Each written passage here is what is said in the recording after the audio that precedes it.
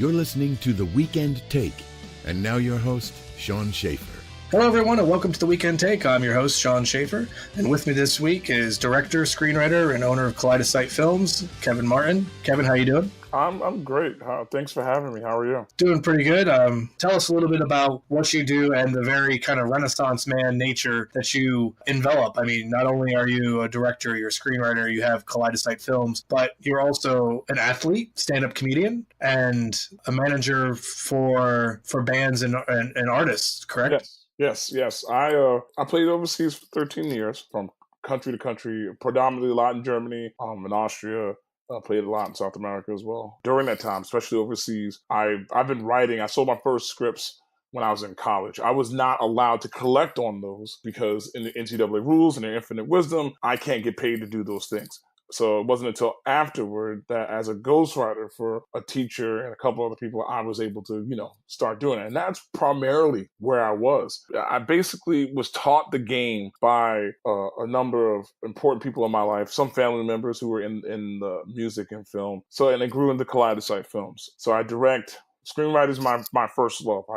You see me with a bag of notebooks that have these ideas or scripts that I handwrite first before I type them out. But I screenwrite, direct. I do cinematography as well. I produce both line and produce. That's pretty much my day job. I've been very lucky to get a lot of freelance work from the producer and writing standpoint. I also write for a bunch of comedians, to the point where a good friend of mine, who I've known since high school, we used to get a lot of trouble in high school together, and fun trouble the way we look at it now. But trouble that makes you glad that we didn't grow up in a time period that Facebook and Twitter existed. Exactly. So he convinced me one night. His name was Gordon Baker Bone, fantastic comedian, probably one of the best in the tri-state area. He convinced me to get up on stage one night because I was writing jokes for other people that were out of the area in Florida, but I kept getting told my jokes sound better coming out of my own mouth, and I popped up on stage. I'm a giant, so I don't really get shy. I'm 6'10", so get up on stage and getting stared at is no different than me walking through the airport and people wondering where I'm going to sit in the airplane. Like, please give him first class. Or the men's public bathroom, because I've heard your bit on that. Ooh, yes, and that bit still to this day kills. Absolutely, because it's true. That's the thing. A lot of this stuff I write is not me coming up with it. It's like situations that I might have to trump up a little bit, but for the most part, the comedy is there. So I've bounced all over. I've retired. I lived in Las Vegas. Then I was in Florida. I worked on Location Scout on a couple of projects, the few that are down there. Those moved or dried up. And then I ended up back up to New York and New Jersey because I was getting work up here anyway. And I moved toward the shore area. People don't know this, other than Asbury Park being the home of the Boss. There's some fantastic bands that were there, that are still there. They're doing very, very well. I befriended a bunch of them, started giving them advice because music is in my family. There's a lot of people I know who worked in labels. I've done booking for bands and stuff like that in the past. I actually started a label out of the production company, so I would be able to license a lot of the stuff for these indie bands, so they would be able to make money while I would be able to have a really good soundtrack to whatever I was doing. And that gained me more access to music supervisors, etc. And then I fell in love with music all over again. So then when I came back up here, I'm like, I'm not going to get back into music. And sure enough, now I manage 5 bands and I book for 3 venues, which is awesome. So I manage the Mercury Brothers,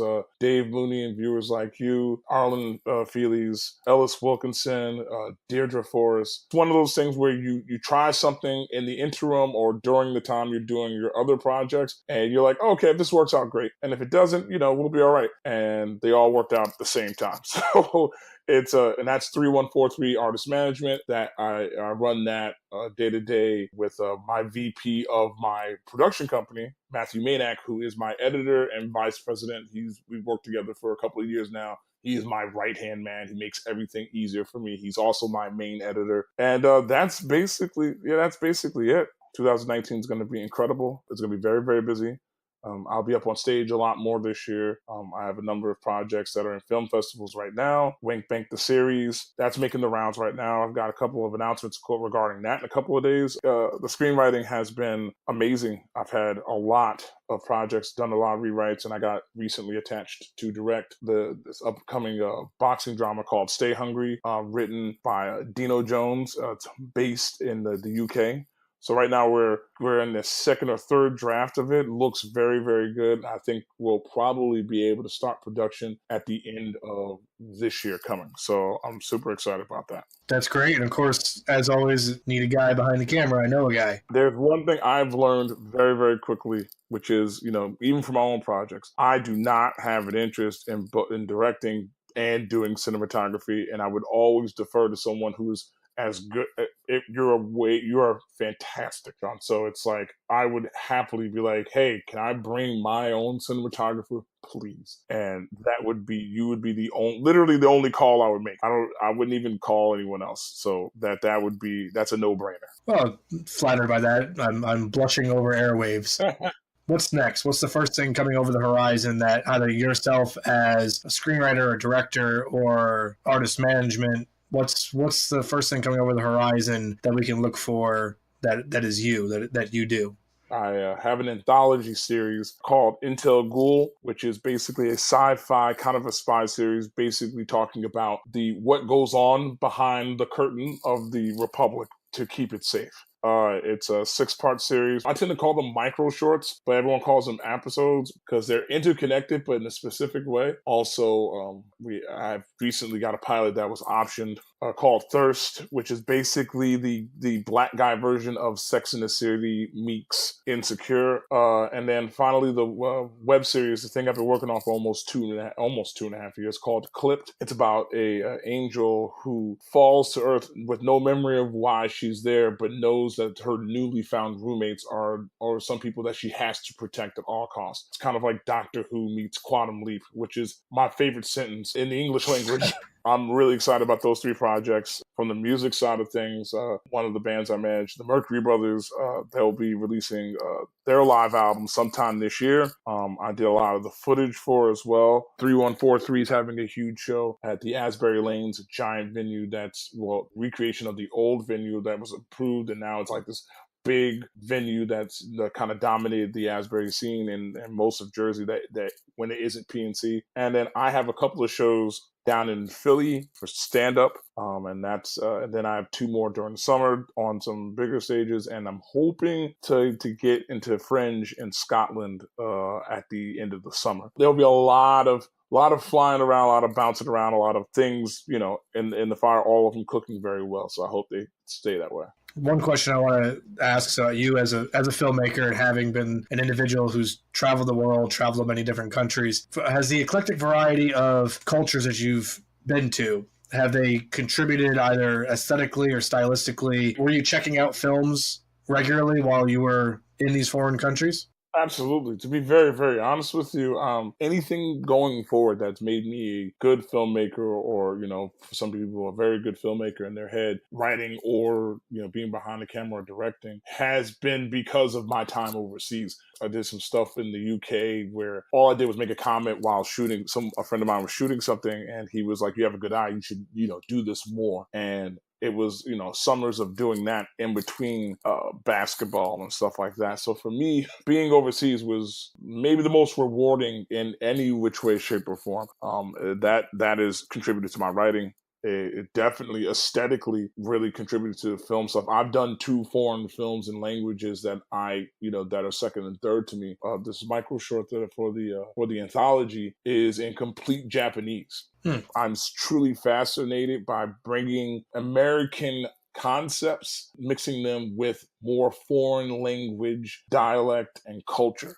And because that's essentially what it was. I was an American playing in Germany. I was an American playing in Austria. I was an American playing in South Korea. And I mixed in to their culture because I'm in their country. Those ideas, the thousands upon thousands of man hours in writing that I put into it, are the love child of those 13 years of experience. Definitely contributed in every which way to me creatively, from something as simple as jokes to something as major as writing a screenplay. I still don't even think I described how important it was to me, even how I said it now. What websites, what links should people check out to see what you do?